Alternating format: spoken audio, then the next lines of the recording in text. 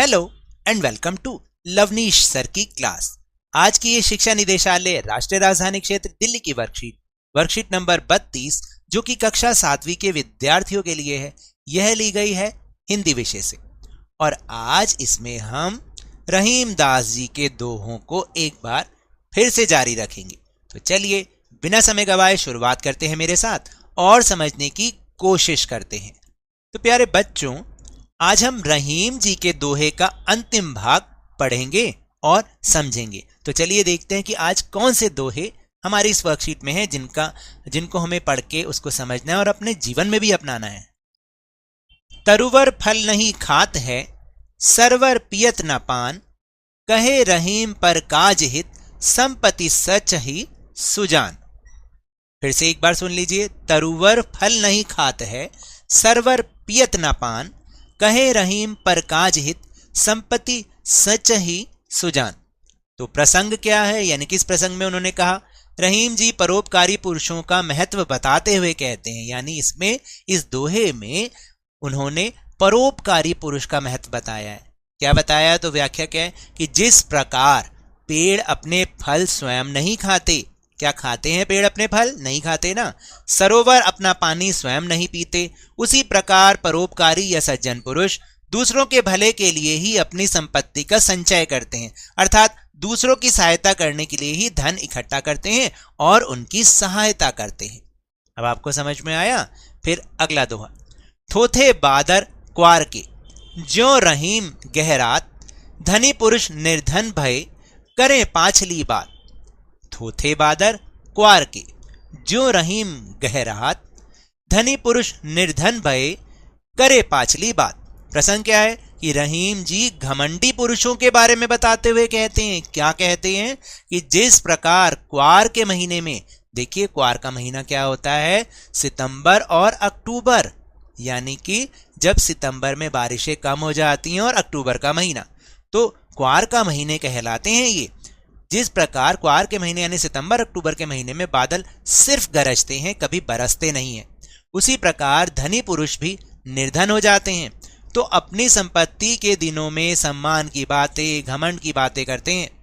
वे अपनी वर्तमान स्थिति को सुधारने का बिल्कुल प्रयास नहीं करते, यानी अगर धनी पुरुष निर्धन भी हो जाएं तब भी उनका घमंड नहीं जाता और वो उसी तरीके से जीवन जीना चाहते हैं, अपनी बातें लोगों को बताते हैं जैसे कि वो बहुत धनी पुरुष अभी भी हैं, जबकि अपनी वर्तमान स्थिति का उन्हें बिल्कुल ख्याल नहीं होता।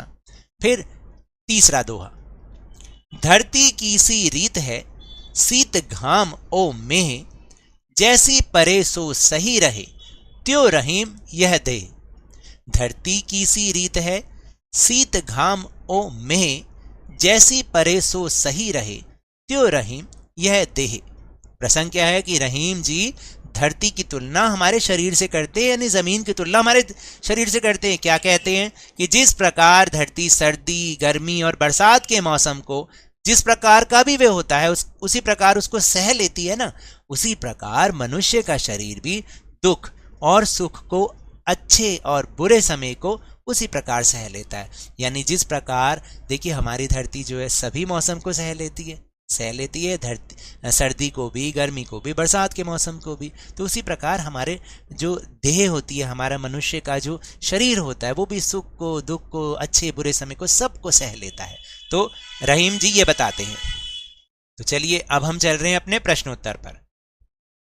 पहला प्रश्न है कि सज्जन पुरुष की क्या पहचान है। देखिए सज्जन पुरुष दूसरों की सहायता करने के लिए ही धन इकट्ठा करते हैं और उनकी सहायता करते हैं, ये उनकी पहचान है कि वो दूसरों की सहायता करते हैं। फिर प्रश्न नंबर 2, क्वार के महीने में क्या होता है। क्वार के महीने में यानी सितंबर अक्टूबर में बादल सिर्फ गरजते हैं, कभी बरसते नहीं। उसके बाद प्रश्न नंबर 3 बहुत आसान, धरती और बादल शब्द के 3 पर्यायवाची शब्द लिखने हैं, यानी पर्यायवाची का मतलब समान अर्थ वाले, यानी कि हम उनको और क्या क्या कहते हैं। जैसे धरती के पर्यायवाची हैं पृथ्वी, वसुंधरा, जमीन, है ना, और बादल के पर्यायवाची हैं मेघ, जलधर, जलद। अब चलते हैं प्रश्न नंबर 4 पर।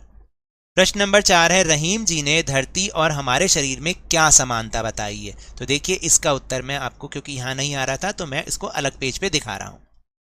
तो यह है उत्तर नंबर 4।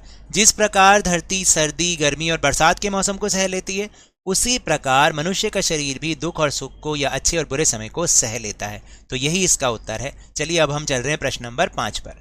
फिर प्रश्न नंबर 5 एक गतिविधि है। परोपकार का अर्थ है दूसरों की सहायता करना।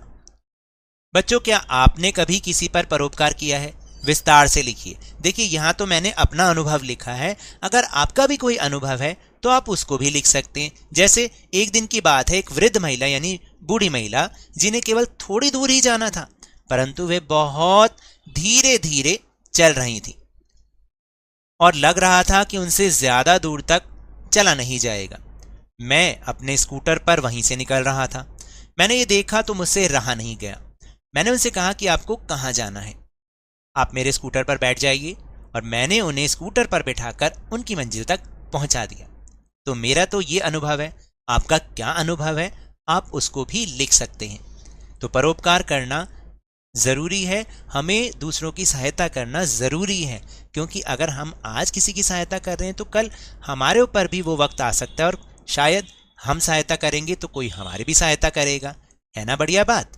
तो ये तो थी आज की वर्कशीट। अगर मेरे इस तरह समझाने से अब आपको समझ में आने लगा है तो इस चैनल और वीडियो को लाइक कीजिए, शेयर कीजिए, और अगर आप नए हैं ना तो सब्सक्राइब भी कर लीजिए, ताकि सारी नोटिफिकेशंस आपको टाइमली मिल जाएं। और टेलीग्राम ऐप पर जो हमारा चैनल है ना, लवनीश सर की क्लास, उसको ज्वाइन करना ना भूलें। उसको ज्वाइन करने का लिंक आपको इसी वीडियो के डिस्क्रिप्शन बॉक्स में मिल जाएगा।